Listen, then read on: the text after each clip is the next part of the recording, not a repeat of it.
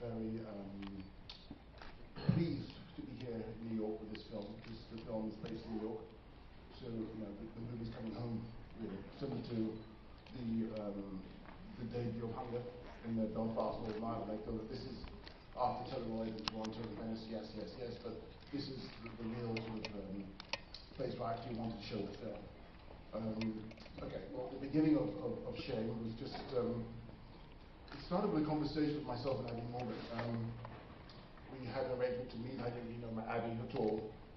We arranged to meet in a cafe. We only had an hour, both of us sort of grabbing time. It ended up to be a 3-hour-and-a-half conversation. We were still talking. And through that conversation about talking about the internet, talking about, sort of pornography on the internet and stuff and such like, then this sort of film idea started to snowball from there. I mean, after Hunger, I had no real desire to make another film because it was such an exhausting experience. I think myself and Michael, I don't know, I know you were extraordinarily exhausted, but after I just got the fatigue of all this research and stuff was affecting me as such, and I thought, I had no desire to sort of go through that thing again. But obviously, with this meeting with Abby, that's when it started happening again, this sort of desire to sort of, the whole idea of feature film, the whole idea of storytelling. And and you mentioned the internet and some other things, but what specifically did the idea of addiction appeal to you, if you see it as a film about addiction? Well, it was just the whole idea of, I mean, you think of films like The Lost Weekend, you think of films like sort of, A Man with a Golden Arm, and you have this thing about, what attracted me about this particular addiction was to do with, in order to facilitate this addiction, you needed another person. You needed someone to facilitate that addiction. So therefore, there you have drama, in a nutshell, really. And that, it hadn't been sort of looked at properly in a way. That was obviously another attraction, but also, what happened was this. We started off in London. I didn't want to come to New York to make a film. That was never my desire. The desire was to make a film about this particular subject matter. And we started in London. But guess what? No one wanted to talk to us. No one wanted to have that conversation with us. So it was very difficult. And all of a sudden, we started hitting walls. So we went, I asked to speak to some kind of specialist in the field. That specialist, the two specialists we spoke to who actually happened to be in New York, and flew over and spoke to them, and then that's how we got access to people who had the affliction and dealing with the affliction of sex addiction. And from there, it just snowballed again. Okay, well, New York, okay, let's go here, let's make the film here then. Because people were willing to speak, with obviously the encouragement of these two sort of experts in the field. And it was just amazing, these discoveries. And it was almost like freaks, one of us. It didn't feel alien at all. It didn't feel sort of bizarre or absurd. It felt very extraordinarily human. It just never high. And Michael, can you talk about? Well, first of all, were you eager to work with Steve again after the collaboration on Hunger? And we know. If I can ask this in a way that doesn't sound like it's a joke line, for Hunger, you obviously did an incredible physical transformation to prepare for the role and actually starve yourself, much like Bobby Sands. What did you do as an actor to prepare to play this role?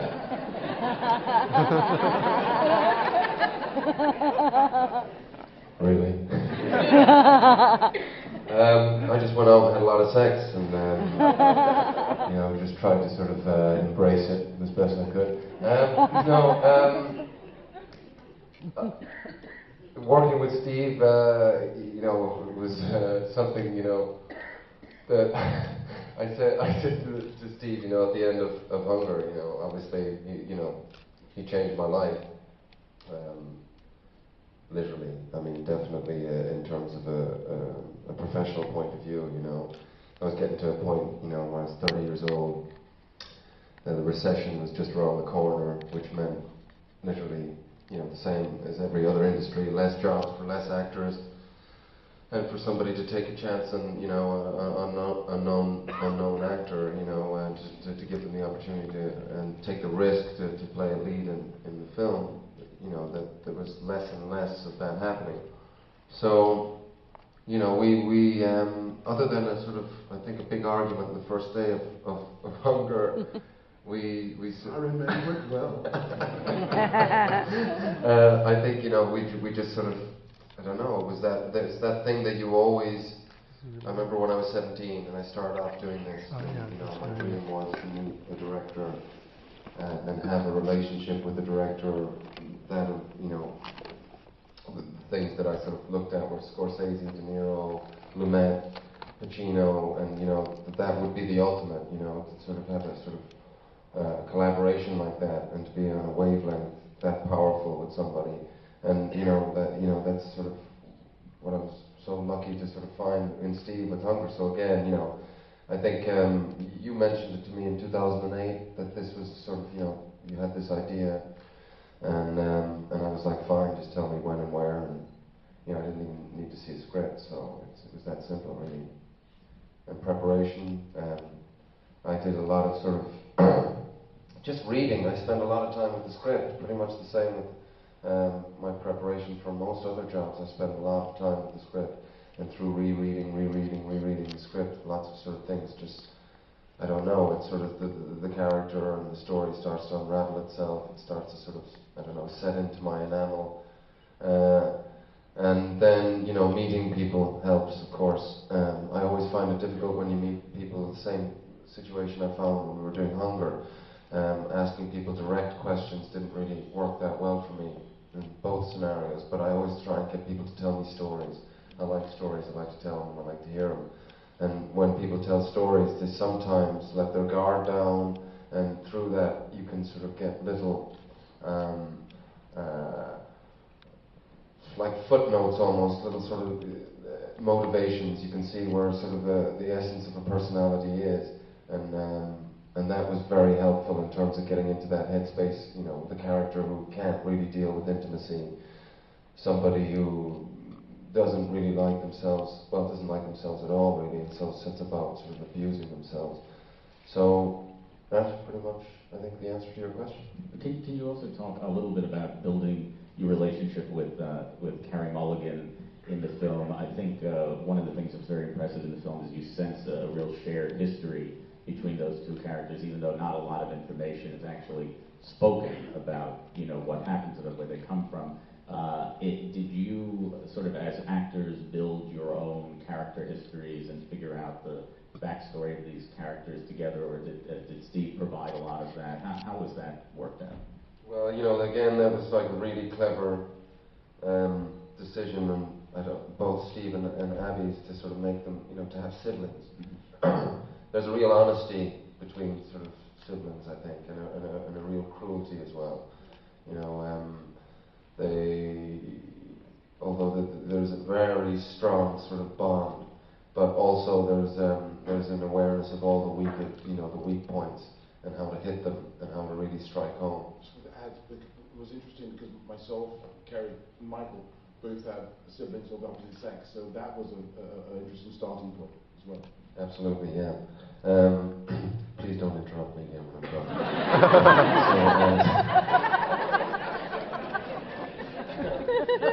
So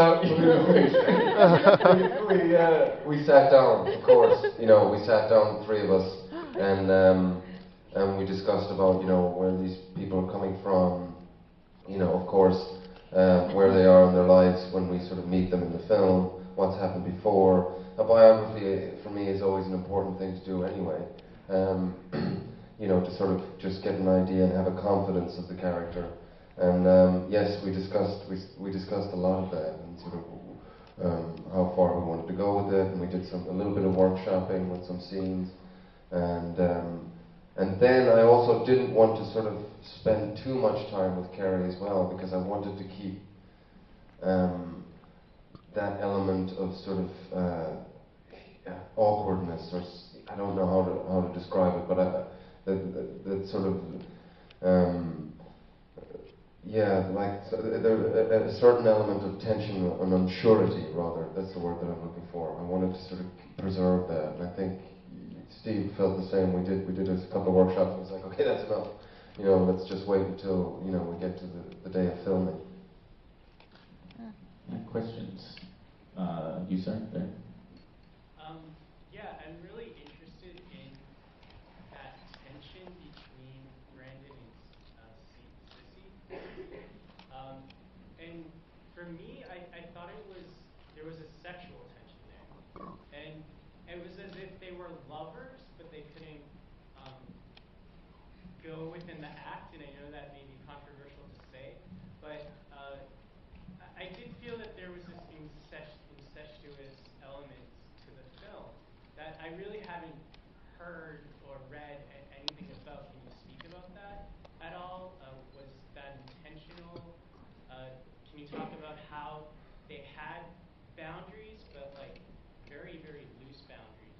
The question about this viewer, it says he feels there's a strong incestuous undercurrent in the film between the siblings, and was that intentional? And can you talk about the boundaries that they have with each other? Again, you know, obviously they're of the opposite sex, brother and sister.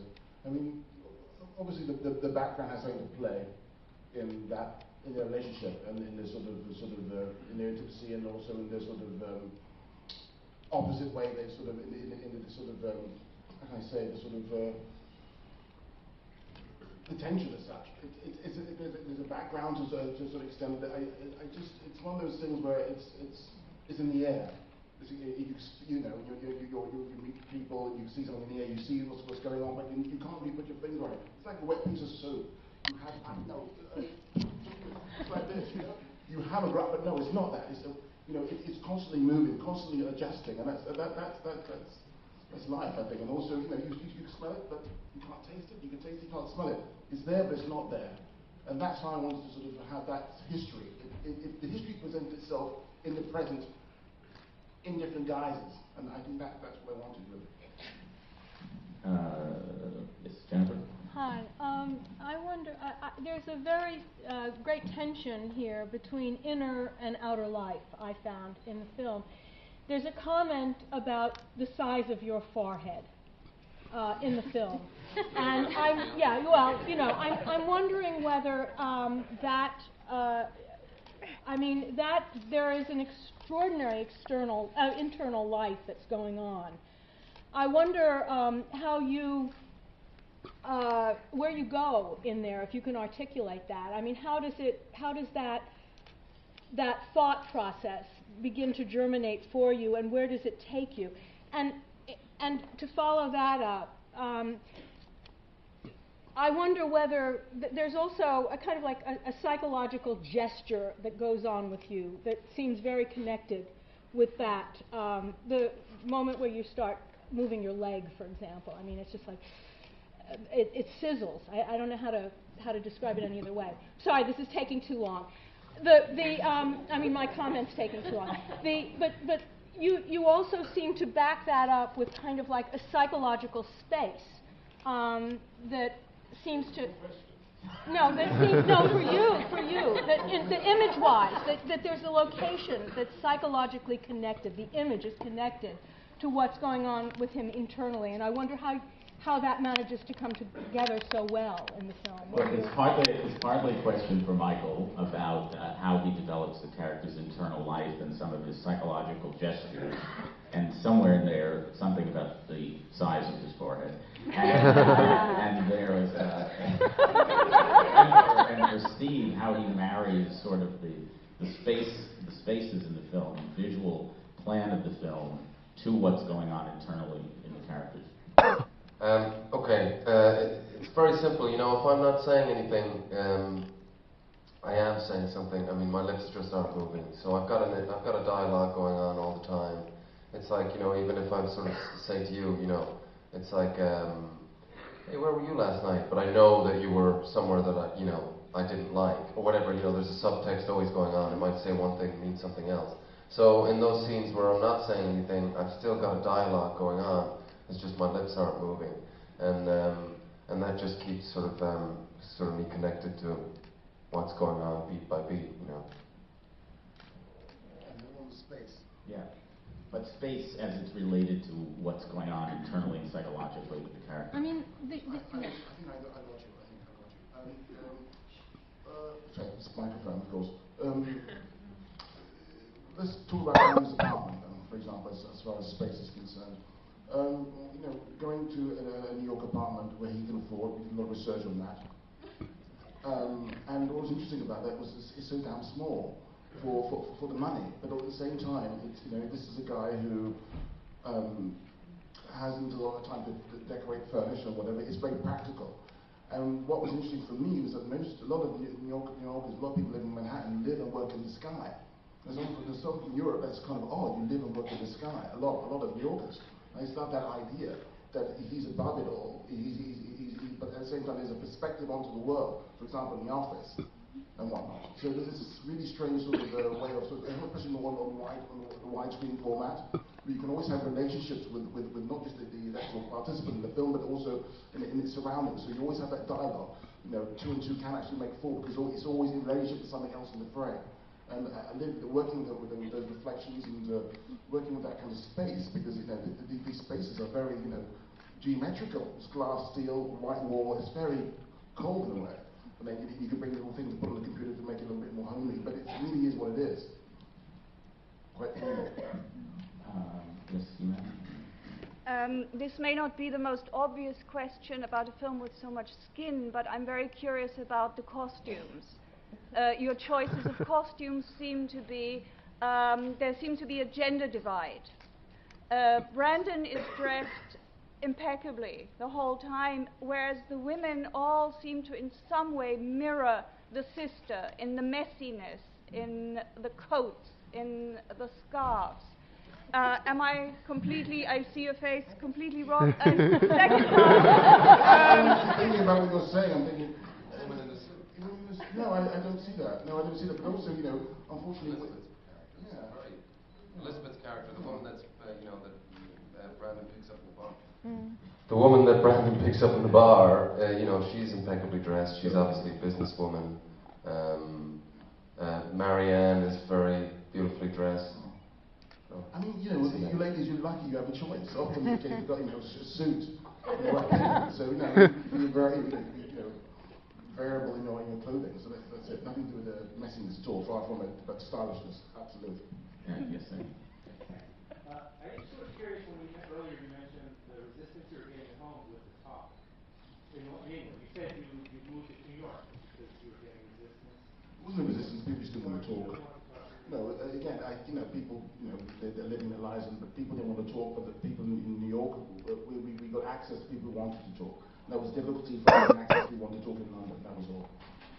The resistance, just unfortunately, that was okay. Here. Quick question, I wanted to be off base on this, but the single line, "We're not bad persons, we come from a fucked up place." And the way she injured herself, and the fact that you moved from Ireland at a very young age, seemed to suggest to my excessive imagination that they could have been survivors of Irish Catholic incest or something like that. I think incest is It's a question about the line in the film, "We're not bad people, we just come from a fucked up place," and this viewer is suggesting that perhaps that because they come from Ireland, that they may have been victims of incest. We love incest in Ireland. And the Catholic Church. No, I mean, again, what I wanted to do with that, we're not bad people, we come from a bad place. Not fucked up, we come from a bad place. What it was to do in some ways was I wanted to make their background familiar rather than sort of mysterious in any way. And of course people say, what do you mean by being familiar, not mysterious? Not telling us anything about their background. But actually what I'm doing is when people come to the cinema and sit down, they bring in all their luggage, they bring all their baggage, they bring all their history and their past to the cinema. And they're looking at people who are having conversations, and you're projecting what the possibilities of what could have happened with Sissy and Brandon. And that's what I wanted. I wanted a situation where it's more familiar to each individual here rather than mysterious or rather than some long yarn about what happened or what could have happened. So it was much more closer to the audience, in fact. Yeah, Brad. Since it mentioned there that this was from a story that you had collaborated on with someone else. Abby Morgan. Yes. Could you talk a little bit about the evolution of the script and how you came to this one, and were there other versions and other elements that we don't see on the screen but were in the process? Question about the evolution of the screenplay from the initial meetings with Abby Morgan to the version that we see now in the film. I mean, what we did was we followed the film, the wind carried us, honestly, because we're one of those situations where I wanted the responsibility of this film. I wanted the responsibility of this particular subject matter. And with that responsibility comes sort of a real sort of meticulous research, and also talking and actually what would happen with this character, talking to all these people who are involved in this particular affliction, you know, their sexcapades, their downs, their ups, and so forth and whatnot. They were the ones who guided us in the making of this story, in this film. And what would happen if this person was in this particular situation? What would happen then? What would happen then? So it was all about the detail, all about the research. It's all about research. And, you know, you think of Billy Wilder's Last Weekend and how shocking that was when it first came out. Talk about an alcoholic. Well, I imagine, you know, again, obviously I'm not comparing my film to Last Weekend, but it's the same to do with sex. And it's another outlet to have a certain kind of high, and this is what's happening right now. It's not made up. You know, it's happening in New York City, it's happening in London, it's happening all over. It's not a fantasy. It's actually an absolute reality. And some people's glasses are half full, and some people's glasses are half empty. It's a fact.